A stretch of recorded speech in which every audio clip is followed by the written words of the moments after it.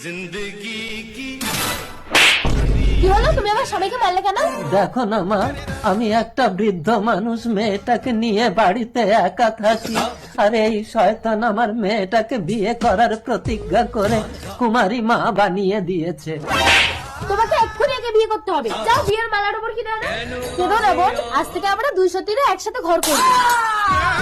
আমার স্বামী, ও ভগবান, এ তো মরে গেছে। এবার আমার পেটে বাচ্চা নিয়ে আমাকে কে বিয়ে করবে? আমি।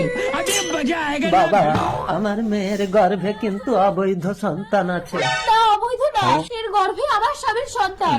আমার বাইকে অ্যাক্সিডেন্ট করে ও যখন মারা গেল, আপনার মেয়েকে আমি বিয়ে করতে পারি, কিন্তু গর্ভের সন্তান আমি নিতে পারবো। জন্মের পর আমার স্বামীর সন্তান আমাকে দিয়ে যাবে, আমি মানুষ করব। যাও, তোমরা দুজন বিয়ে করে সুখে সংসার করো।